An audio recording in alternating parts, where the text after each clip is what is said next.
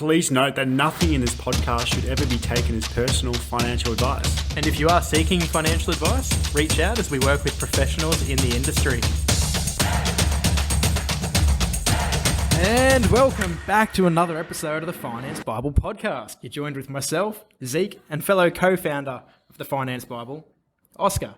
Mate, beautiful day today. It's Friday, it's payday, the weather's good, the sun's out, we've gone to the gym, beach the Savo, Long Island's on the weekend. Everything is booming, mate. Mate, can't complain. Sun's out, gums out, as we say. I reckon we might have to go down to the beach at lunch, get the rigs out and enjoy the sunshine while we can. Get the rigs out. Today we're talking about property investing and why we think it is key to building wealth. I do think generally when people think of property, straight away your mind goes to buying a house, buying a home, buying an apartment to live in. And no one actually really thinks about buying a property for investment purposes, solely for investment purposes. But I know ourselves, we're very big into property investing, and we have figured out some reasons to tell you guys why we believe it is extremely beneficial and it is vital to building wealth. Firstly, one of them is it's a relatively safe asset class. The ASX and investing into the stock market, compared to the property, it's going to outperform, but the risks associated to it and the volatility, you never know what will happen. But with property, you know that's relatively safe and there's steady growth over time with rental income. If we take the example of COVID, great example, very recent, the share market actually tanked it. It dropped about 30% across the board within a 3-month period or a 4-month period. Property, on the other hand, went up in value. I mean, it didn't straight away. There was no initial huge crash for property that didn't have a 30% drawback.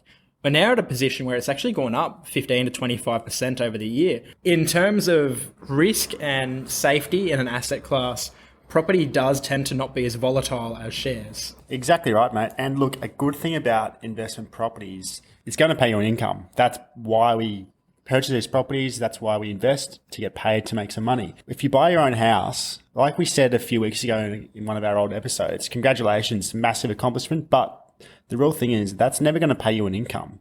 If you just have one home for the rest of your life and no assets, where is your money going to come from? Investment properties are the tool to get you paid. They can help you build your wealth over time and accumulate a variety of properties into your portfolio, which will build your wealth dramatically. Mate, reason 2, touch on it, let's go. This one's a little bit more complicated to understand without visuals. Basically, from day one of obtaining that property, you've got an increased asset base. So what that means, for example, is if you put 100 grand into the share market, you've got 100 grand in the share market. If you put 100 grand into a $600,000 property, then your asset base is 600,000 as opposed to the 100,000. When you've got the asset base of 100,000, you obviously get returns on your 100,000. When your asset base is 600,000, you get returns on the 600,000. So you literally just increase the amount from the get-go. And the good thing is the returns of that will compound over time. And because it's a larger amount compounding over time, long term, it will have a larger impact. For example, if your 80 grand of shares double, then you've got your 160. But if your 500,000 or your $500,000 in property doubles, you've got $1 million. So then you're in a position where you've gone from 80 grand to 1 million, where your shares have gone from 80 grand to 160,000. And if any of that confuses you guys with what Zeke's saying, put the speed of the podcast down to 0.5 and then go really slow. Or reach out and we'll walk you through it a bit differently. Another good point of investment properties and why they are extremely great tools for building wealth is the equity. A lot of individuals ask, why would I buy a property? And why? Because I'm going to be paying it off for 30 odd years. I'm stuck in the property. Not the case. When you purchase the property, say in 3 years' time, the value of that property will go up and your mortgage repayments will go down because you've been paying off for 3 years. What the gap in between is, the difference between the value and what's owed is called the equity. For example, if it grows a shitload in 1 year or in 2 years and you're continuing to pay it off, you build up quite a bit of equity. And the good thing about that is you can actually take out that equity and use that for a deposit for another property. So if you're wanting to build an investment portfolio of properties, take that equity out, pop it for another deposit for a new property, investment property that is. Or if you are wanting to buy a home down the track, you can do it for a family home. But having the access to that equity is key And it just gives you a lot more opportunity in ways you can make a lot of money down the long run. The equity, as the price goes up, and same with your home, like if you've got a home, you can do it as well. It's just a bit different, the way the interest works and everything. If you buy a property, and let's use last year or this year as an example, $500,000 property goes up about 20% over the year, you made $100,000. That 100 grand, if you've got the borrowing capacity, you can pull equity out of that and use it to purchase another property.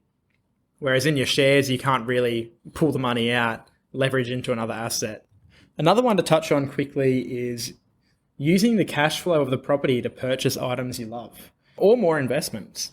You're getting paid rent. On a $500,000 property, assume it's in the Gold Coast, you're probably going to be getting paid $550 a week rent.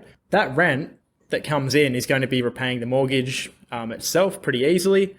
And you're then in a position where you've got overflow cash flow from that property itself. If you're into those status items like cars or anything like that, go buy yourself a car with that excess cash flow, happy days. A lot of people I see are getting car loans for cars, obviously. What else is a car loan for? But they'll get a loan on a car and then have to repay an amount weekly. It might be $80 a week or whatever it is. If you've got an investment property paying you an excess cash flow of $100 a week, guess what? You've just funded your car. And a good thing about investing in property, if you buy a property which is quite new, what you can do, the tax benefits of investment properties are very, very good. So what you can do, day dot, you can claim the depreciation from that property up to 40 years. So every single year, you can claim depreciation when it comes tax time. You can also claim the property expenses that you're paying on that property. And you can also claim the interest that you're paying on the property. Tax time, you're talking to your accountant, you want to get some money back. Good news is you can, because you made the decision to get an investment property. Happy days. But obviously the returns depend on your accessible income and how much you are earning. But what I'm trying to get at is you do get money back tax time with property investing. Yeah, a lot of people go down the path of getting a negatively geared property. Negatively geared meaning they're losing money each week on the property. For example, a Sydney property, almost any property in Sydney will be negatively geared. Buy one for $2 million, it's renting for $700, $800 a week, which is likely in Sydney, unfortunately. They're not making money on it, they're losing money. The interest repayments and principal repayments are more than what the rent will pay. They use that to help with their tax. But even if you get a positively geared property, you are in a position where the property will negate its own income if it is brand new. Through the depreciation, so your building costs you can depreciate for 40 years, your fittings you can depreciate, and internal fixtures etc. You also get the interest, like Oscar said. You can claim your property management fees, you can claim your insurance, you can claim all of that kind of stuff. So you generally end up in a position where you're claiming back all of the income from the property. So it's kind of like there's no tax negative to owning the property. There's only tax benefits. And mate, ourselves, our plan is to purchase properties, investment properties that is, build a bit of a portfolio and basically live off that, which a lot of people in the world do. Property investing is a key to a lot of people's wealth, and we believe it is the pathway to become financially free. You can reach financial freedom through other investment methods. For example, shares or equities, etc. Definitely not term deposits, if anyone was thinking that. But you can reach financial freedom through other pathways. It's just a matter of how quick can you do it and what sort of base level do you need to do it. Yeah. So, and like your education, are you educated in the area? Do you know what you're actually doing?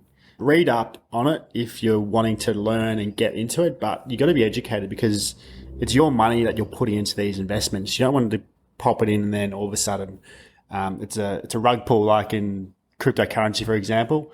When literally you wake up, your whole money's gone. Education is probably vital. If you need to generate $100,000 of income per year, you're looking at $2.5 to $3 million worth of assets to generate that $100,000 of income. You know, how do you get $3 million of shares? How do you save up $3 million and keep investing to create $3 million in shares? I don't think I could. Well, you can't save your way to wealth. The other question is, how do you get to $3 million worth in property? Well, for me, I think that's a lot easier and plausible because you put a $100,000 deposit on a $500,000 property. After 12 years, it's worth $1 million, and you can pull equity out, get a second one, pull equity out, get a third one.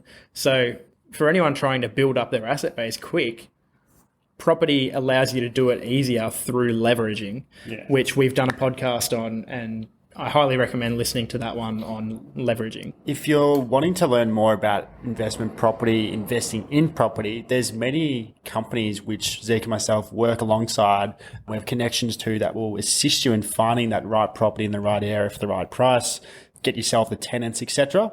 Or if you're wanting to do your own masterclass and course, Mitchell Lockhart, who we had on the podcast earlier this year, he spoke about how his journey to get his first investment property, where he actually went to a masterclass.